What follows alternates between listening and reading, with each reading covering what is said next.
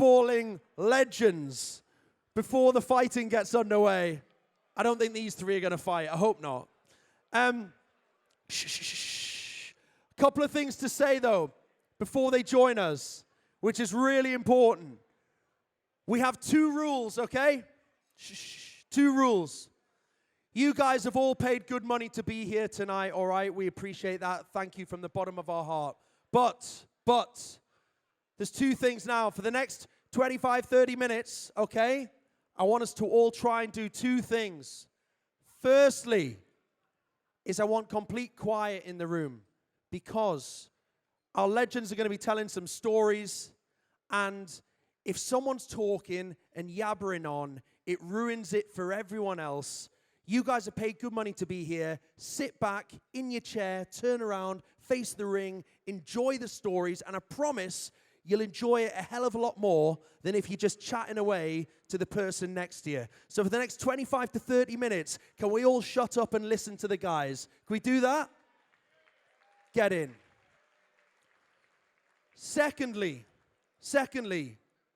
but more importantly, I don't want any filming of the stories, please. By all means, take a photograph when the guys get in the ring. But you guys, like I said, have paid good money to be here. We want them to loosen up and tell their real stories. So please, can we say no filming at all? The streaming of this video is getting cut now. It's not going out anywhere, so that the lads can relax and tell the real stories. So for the next half an hour, can we have a complete ban on any mobile phone filming? Is that all right? Yes? Brilliant. Thank you so much. Well, without further ado, I'm going to welcome your host for this football Q&A. What a legend he is. I can't wait to see him try and get in a boxing ring. He's the man that made the robot famous again.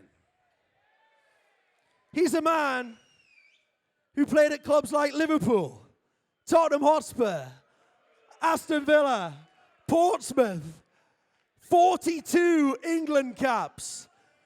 I seen him on the telly earlier at Nottingham Forest. I don't know how he's got here in record time. His podcast is amazing as well. Put your hands together for the one, the only, Peter Crouch!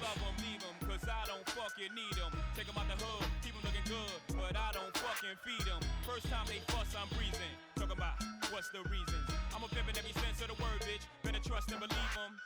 In the cut where I keep them. Till I need a nut, till I need to be the guts. Then it's beep beep, and I'm picking them up. Then I'm Hello, ladies and gentlemen. I remember when Graham Stack actually called me. He said, "What tune do you want to come into?" And I'd had a few beers. I was in the car, and I said, "Big Pimpin' Jay-Z." I said, "That'll go down the street." Just feel like a twat now. But it's a pleasure to be here, and how well has Graham Stack done with this event? What a legend. I know obviously there's some amazing charities that are going to benefit from tonight. It's amazing what he's done, but majority of people here have come for Graham Stack because I think it just shows the stature in the game, and certainly the boxing world and the football world, that everyone's come here tonight for him, and of course the charities as well. I've got a couple of mates with me. Yeah, just a quick one, just on one of the videos that I saw there, talking about sport changing lives. Here I am. Of course, it was well documented I'd have been a virgin. And now I've got loads of options.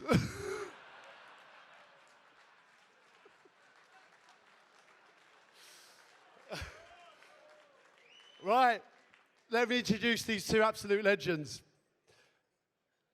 The first one actually was a huge influence on my career. You won't know it, but I went to Villa as a young lad, and he was by far the best player in at the training ground. He was an unbelievable player, a great person, helped me a great deal as well.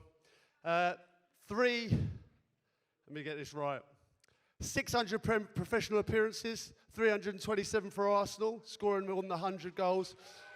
2 league titles, FA Cup, a League Cup, a Cup Winners' Cup, 21 England caps from Arsenal to Aston Villa to Portsmouth to Walsall. Now one of football's most loved pundits. Ladies and gentlemen, this is Paul Merson.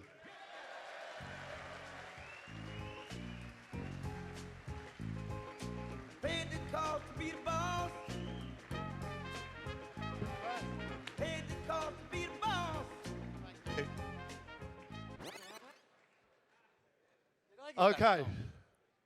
Next up, a player with 3 Premier League titles, 4 FA Cups, 1 League Cup, a European Cup Winners' Cup, 333 Premier League appearances for Arsenal. This has not been surpassed by any player yet.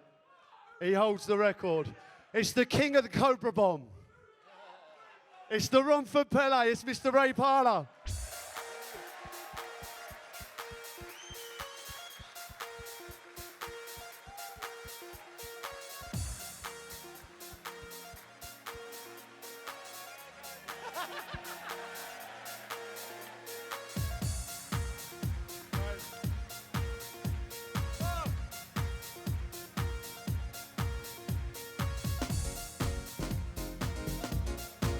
Let's go. Whoa! You carry on, Ray. All good? Brilliant, Pete. Did Lovely to see you mate. get here early? No, I got here very early. Got the train up from Shenfield. So down, it's brilliant now. Elizabeth line now is fantastic, isn't it? Bond Street, got off, a little walk down to the Grosvenor. Fantastic. I don't know if I'm going to get home though. That's the only problem. Yeah. Let me touch on you boys' relationship. Merce, you were fully established at Arsenal at the time. What was, I know what a 50-year-old Ray Parlour's like, but what was a young Ray Parlour like, Merce? He couldn't wait to join the Tuesday club. I mean, when he was younger, soon as he got in, he was really good player. When he was coming through, you always knew the younger players, and you looked at him, and Ray was always going to be a star. He was an unbelievable player. I'm not just saying it because he was here, but you'd always want Ray Parlour in your team, always. What was the Tuesday club like? Straight into it. Well, put it this way. Perry Groves signed for Arsenal at 21, and he'd never had a drink in his life. He'd never, ever touched a drink. So he signed as Cliff Richards, and he left as Keith Richards. So that's why it was. I think the best story I can tell you was we drew 2-2 with Leeds, 93. When it Merce, I scored, you scored, and I went, Merce, we've got to go out after this. We just scored a goal. We're going to Epping Country Club. Remember that? Right, so we ended up getting in this car. Merce, you carry on this story. And we was surrounded by, what can I say? Nice people. But one of them was driving, was absolutely hammered. He's driving us. Me and Merce were in the middle of 2 other blokes to the side of us. And then we got pulled over by the police. And the guy went to us, right, we've got a massive problem. I've got a gun in the boot. I'm going, fucking hell. What happened after that, Merce? I don't know. What happened after that? Come on, I ain't getting involved. Merce, so take it on from the gun in the boot. What happened next? Come on. No, they said, we need to tie the policeman up. And that was We it. gotta then. tie I a was policeman like, up. fuck, get me out. I said, Merce, I can't even get out of this car. 2-door as well. 2-door. Couldn't even run. But God, the policeman went on. He stopped. He carried on. But back in the day, it was like, what can I say now? It was Tuesday club and whatever. And the best thing about when I got into the team, Arsenal, the first thing they said, you can come out with us in the pub tonight. Oh, thanks very much. I thought it was like a bonus or something, you know what I mean? But no, Tony Adams, I roomed with Merce for 1 year. He took me out to gamble. Fucking hell, done my bollocks. And then I had Tony Adams for 9 years. Fucking hell. Fuck knows how I made it. I never know how I made it. Seriously. In footballing terms, obviously, you were still very successful. But obviously, you like to drink, you like to have a party, but so successful. I mean, how amazing was it to play with some of the players and the characters that you played with on the training field? Yeah, I mean, everybody was doing it. The Tuesday club, everybody was out. You go out, you see all the Tottenham lads out, you see a lot of other London teams out. But we worked really hard. We trained really hard. I mean, that was the name of the game. And we had unbelievable players. Tony was a leader. Steve Bowl was probably one of the most underrated players I ever played with in my footballing career. And then, You know, you had people like, God bless him, David Rocastle, who was ahead of his time, in my opinion. And then it got easier, and then they started signing people like Patrick Vieira and Dennis Bergkamp. And don't get me started on Dennis Bergkamp. He was by far the best player I ever played with. Yeah. What was it about Dennis? Obviously, you played with some fantastic players, Merce. Obviously, you played with me as well. You know, that was incredible for you. But what was it about Dennis that gave him the edge on me?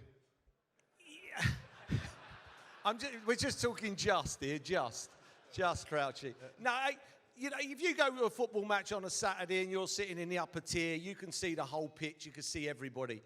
You sit down on the lower tier, you're sitting at, you know, at our bodies, and it looks hectic. But he used to play like he was sitting in the top tier. He played like he was in a helicopter. He could just see everything. He was, honestly, I can't express, you know, he was so far better than any other player I ever played with, just than you. No, thank you. No. What was that like for you, Ray? Obviously, you involved with the Invincibles, and you know when they did bring in Henry, Vieira, you know some of the talent you had there. Did you ever sit back? I remember being with Harry Redknapp once, and was on the side of the pitch, and we were watching Luka Modric, Rafa van der Vaart, you know Jermaine Defoe. It was the talent we had was incredible. Gareth Bale. Did you ever sit back and go, "Fucking hell, we got a good team"? To be honest with you, I mean, you go through the motions. As long as you get picked every week, it doesn't matter about that. You know, Wenger was very, very honest with people. He always said, look, if you're playing well, you're playing next week. But I played with superstars. I'm very lucky to do that. I mean, Perez on the left. You had Lundberg, you had Henry, Bergkamp, you have Patrick Vieira, Gilberto Silva come into the club as well.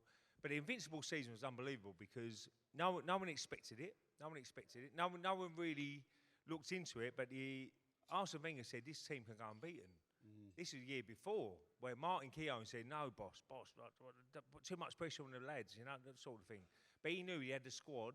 If Bergkamp's out, if Henry's out, we got similar sort of players, not as good as them, Carnu, Waltord, people like that, to come into the club to do a similar job. So the hardest bit about the Invincible season was the last 4 games, because you won the league at White Hart Lane. And the Tottenham fans in here? No.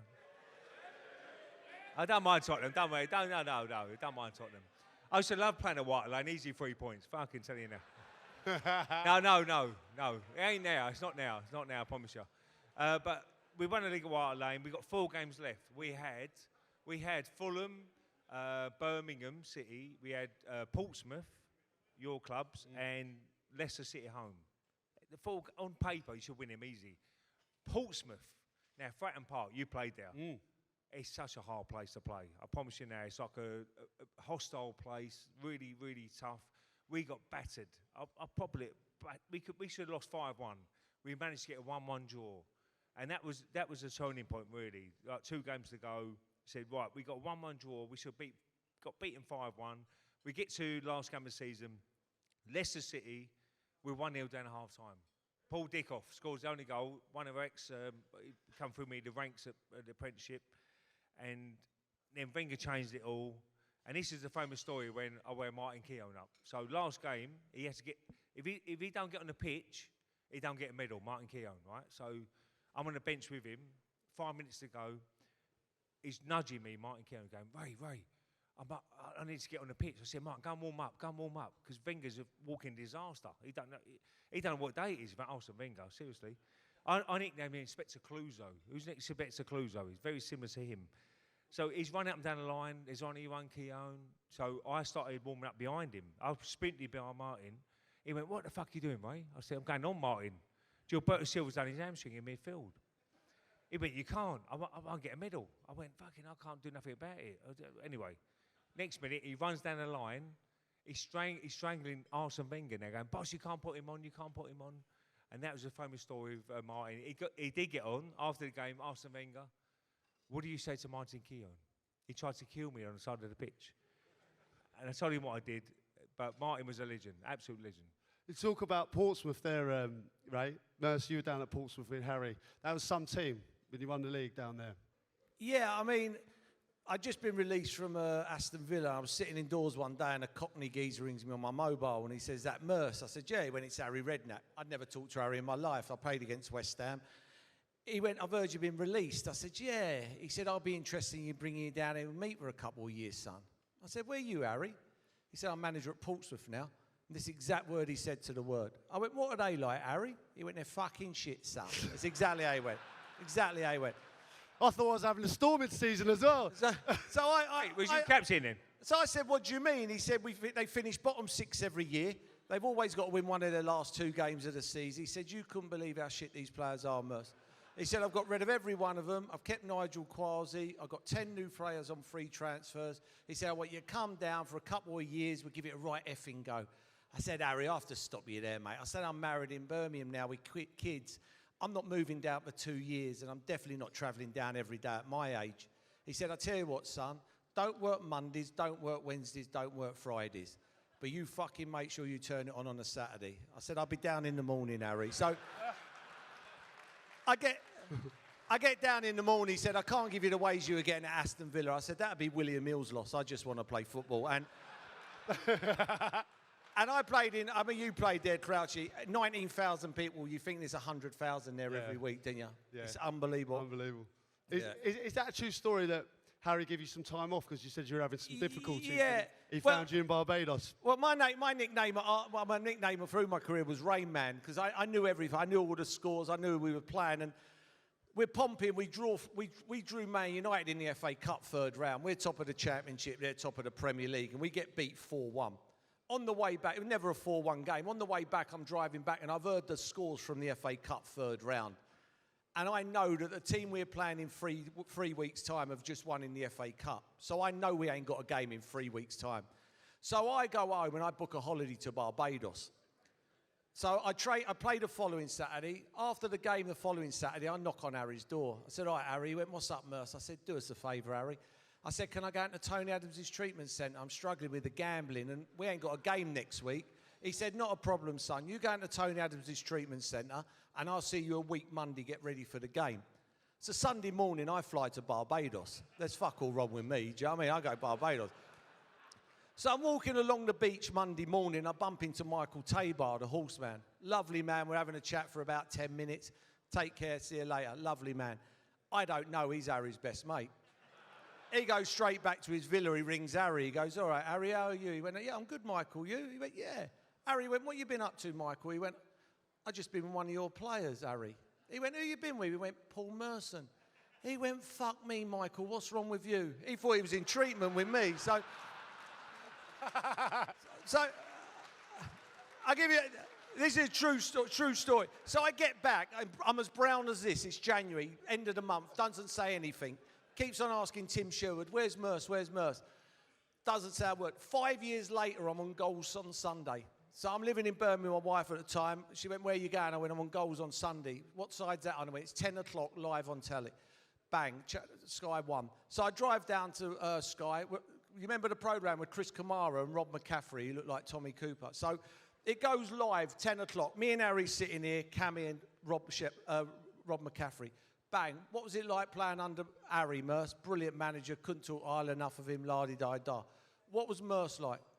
I'll tell you a story about Merce. I don't know he knows this story, and my wife's watching at home, live on telly. He goes, he knocks on my door, Cammy, one day after a game, and he goes, Gaffer, we ain't got a game next week. Is it all right if I go to Tony Adams' treatment centre for the gambling and the women? I said, I never said women. My missus watching it. She thinks I'm a fucking sex addict now, my missus. And I go to him, I'm going, Harry, honestly, I didn't say women, did I? And you know the way he goes, he went, are you sure, son? Are you sure? We got divorced. She thought we went to Barbados as a softener because I was cheating. But I got half the house, to be fair. She got the inside, I got the fucking outside. Oh. Fucking more than me, Merce. Yeah, Ray, he's asked me to ask you, who's the toughest player you've faced? No, Ray? I played with some great characters. I mean, Merce was a great player. You had Ian Wright, Bergkamp, Henry. The hardest player was Martin Keown. Martin Keown was a nutter.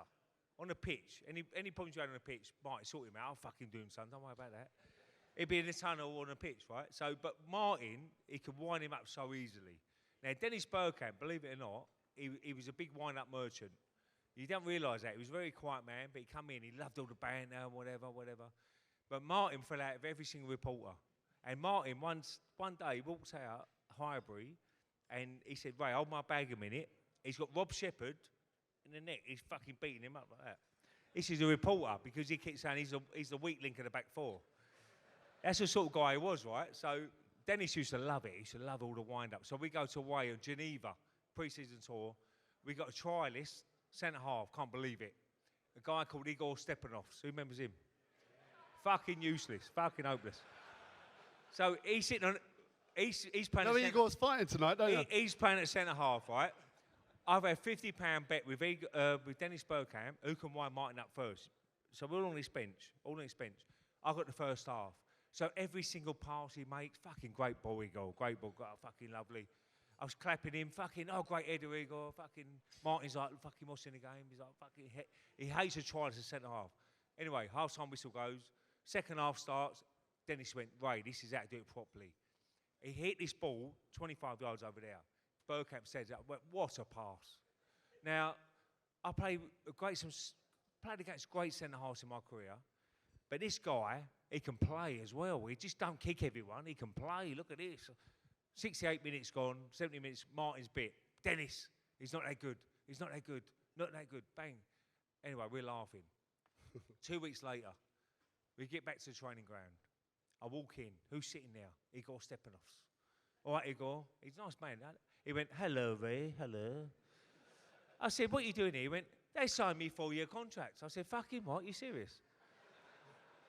Arsene Wenger has been listening to all lads on the bench going, what a fucking player. We're only trying to wind Martin up. He's fucking useless, really. He's got a 4-year contract. He can't fucking believe his luck, this guy. He's going, hello, yes, very nice, please, very nice, very nice. So we get him on the training field. He's fucking, he's like won a competition to train with the lads, you know what I mean? He's fucking running that way, should be running that way, fucking hell, what the... Anyway, we get the massive injury crisis. The only fit centre-half we got in the whole club is Igor Stepanovs. And who are we playing that weekend? Manchester United, Old Trafford. So I phoned Merce up, said, Merce, how much money you lost in your gambling career? I fucking back Man United. I'm backing Man United. I'm playing for Arsenal as well. I'm fucking backing Man United. So I had back four that day. It was Oleg Luzny, Igor Stepanovs, Jules Gamondi, who was a midfielder, Ashley Cole left back, David Simon in goal, Dwight York and Andy Cole. What a great partnership they were, Manchester United. So Arsene Wenger comes in, right, lads, you know what to do. Keep it quiet for the first 15, 20 minutes. Yes, boss.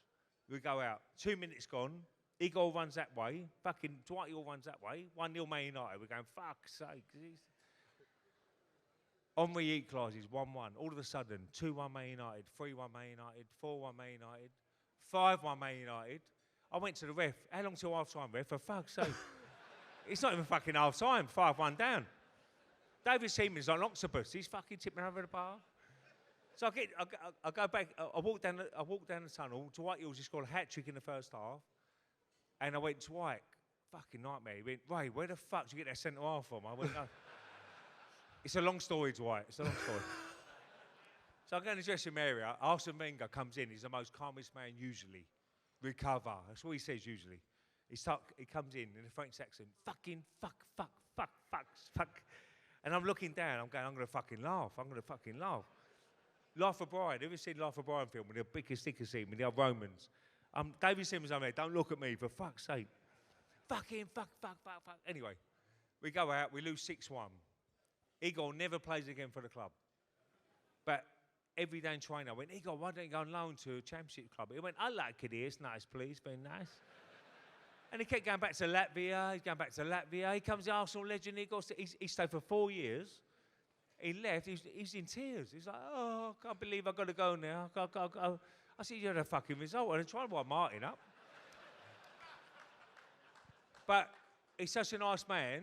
I kept in touch with him. He's done so well for himself. He's now the president of Latvia. Unbelievable. So, no, he's not really. I must have got a few there. No, so you leave Arsenal and you end up going to Middlesbrough. Yeah. Is it true that you shared a car with Gazza, and did you live with him? And if so, what was that like? Well, my wife wouldn't move up, so in the end, they paid my brother to come and live with me. So they put my brother on 400 quid just to sit in the house and watch telly with me. So which he was fucking devastated when I left, honestly, devastated. So then Middlesbrough went and signed the best English football player I ever played with by a million miles. Paul Gascoigne was unbelievable. And he signed for Middlesbrough, and they put him and Jimmy Firebellies in the same house as me and my brother, so we all lived together. So every day bar Friday, because we had a game on a Saturday, we'd never do it Friday, but every day bar Friday. We get back from training at 1:30. Me and Gaz would give Jimmy and my brother a load of money to go and get some bottles of wine. We'd come back, we'd pour the wine into massive glass jugs, and every day bar Friday at 2:00, Gazza and my brother sit on that sofa, and me and Jimmy would sit on this one. We'd put a load of money each on the coffee table, and then we'd start drinking wine. And on the hour, every hour, we'd pop a sleeping tablet. And whoever fell asleep last just picked the money up off the table. And that's all we'd done every day. I mean, I don't know if you've been to Middlesbrough, but there's not fucking much to do up there, I can tell you that. So one day we wake up, we lived in Middlesbrough, so we wake up one day and Gazza goes, I want to go and live near my mum and dad in Newcastle. So we went, we're going to have a look at some gaps around Newcastle for you. So we go and see this massive hall. This hall's amazing. We go upstairs, come back downstairs. We say to the lady, why is it so cheap and no one's bought it? She said, well, it's meant to be haunted and we can't get rid of it. As soon as she says that, he went, I'll buy it straight away. Straight away. So we get home, we're having a drink, we're a tablet in, and he rings his mate up on the phone. He goes, I've just bought So Hall. So it must be well known because he didn't have to ask where it was. He said, I want you to go in, I want a snooker table put in the back room, I want it decorated, I want locks on the windows and the doors, and I want all the garden freshened up. La-di-da-di-da. Puts the phone down. About 20 minutes later, my brother went to him, why are you putting fucking locks on the windows and the doors for, Gaz? It's a fucking middle of nowhere. He went, so the ghost can't get in. And he was fucking serious. He was serious. Right, I'm a little bit conscious of time, Ray, but before we go, you've got to give us a little bit of a Tony Adams story. I know you've got plenty of them. Tony's a legend at the club. I mean, statue outside. Merce played with Tony. You know what he was like. But Tony took me under his wing when I was I was probably 18, 19. He said, you room with me and whatever. But back in the day, football's so regimental. You only played on a Saturday afternoon, 3 o'clock kick-off, bang. So Sunday was the best drink of the week, always. It is still now. Always best. Sunday, best drink of the week. So Tony Adams, I was 20 years old. He went to me, Ray, I'll meet you in the Checkers pub in Hornchurch. Anybody come from Hornchurch around here, Essex way? Meet there. Neil Raddock was always over there, his mates, Razor. He's always his mates over there. So I pull in 12:10. He told me 12 o'clock, by the way. I walk in. He looks at me. He went, Ray, fucking you're a disgrace. I said, what are you talking about? He went, I told you 12 o'clock. It's 12:10. I said, Tony, there's a bit of traffic. He went, no, discipline in football is the most important thing. You always got to be on time.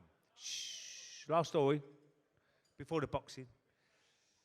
So he said, discipline in football is the most important thing. So no problem, son. Next minute, I'm bang. And this guy with us was, he always wanted to go to his Sunday lunch, 3 o'clock in the afternoon. So Tony went, no, it's a team game, all 5 of us, we've got to agree a time to go home. It's always 7 o'clock at night, always 7 o'clock in the evening on Sunday. So we agreed, no problem. So he went, right, from now on, if you're late into the pub, £50 fine. If you leave early, £200 fine. This is Tony Adams, right? I was on 250 quid a week, so I was late and leaving early. I've done my week's wages, all done. So this week, I'm getting a 10 to 12, I'm walking in. So this one Sunday, Tony, he looks right scruff. He looks like green fucking jeans on or whatever. I said, all right, Tone. He went, lads, I've got to go at 3 o'clock today. I said, no, Tone, this is your game. You started it. You can't go at 3 o'clock. So anyway, we didn't think nothing of it. He's had 10 pints of Guinness, Tony Adams, like bang, knocking them back. 3:15, car pulls up outside. Car for Tony Adams. We're like that. I think he's mucking about, Tone. Where you got to go, which is so important? He went, Ray, I've got to go and do the FA Cup draw live at Soho Square. And I went, you can't go like that, Tone. Fucking hell. He's got fucking jeans on, trainer. He looks a right scruff, promise you. He went, I'll have one more pint before I go, right? The geezer went, no, Tony, we got to go right now. He took 2 bottles of beer with him in his cab. So we can't wait now. Bang. Put the TV on. Graham Kelly. Welcome to the FA Cup draw. We're very honoured to have 2 unbelievable guests today. The late Terry Venables. He looked immaculate, Terry. Pan on Terry. Tie on. Looked fantastic, Terry. And the England captain, as it went on Tony Adams, fucking straight off him like that. Fucking. Tony's like that. Fucking hell. Okay, Terry, can you take the first ball, please? Terry Venable, straight in. Number 8, Everton. Now, they pound on Tony Adams. He's put his hand in his pot and he's swirling the balls around like that. We're in the pub going, take a fucking ball, Tone. And Terry Venable's going, take a ball, Tone, take a ball. And he pulls his ball out and he's like that. And he says 31. Now, 31's not in a fucking draw, 31. The guy went, no, Tony, I don't think it's 31. He went, 13, sorry, 13. It's that fucking upside down, 13. So anyway, they got through the draw. In the end, every single ball he picked out, the geezer behind going, yes, the right one, that's the right one. Yeah. So we're in this pub, 7 o'clock we can leave. We get to like fucking 6:45, all the boys are going, so we go, we ain't gonna come back. I said, lads, for 15 minutes, 200 quid, he's got little snakes in this room watching us. Anyway, 6:45, who turns up? Tony Adams. He's come back from the draw, straight in the pub again, puts his 200 quid on the bar. We've got to stay till 1 in the morning now. I go, for fuck's sake. And that was Tony Adams. We stayed till 1 in the morning. No, we didn't. 11 o'clock, he fucking fell over, I think, about 11. But Merce played with him as well, didn't you? Yeah, top man. All right, well, thank you. I think put your hands together for Paul Merson and Ray Parlour. Hey, Thank you, thank you, thank you. Merce, come on, Merce. Fucking. Please get behind the boxers as well. It's an amazing thing they're doing. 10 boxers stepping into the ring. I noticed Stacky didn't ask me to box the longest featherweight in world history. But enjoy the night and thank you very much. Fantastic.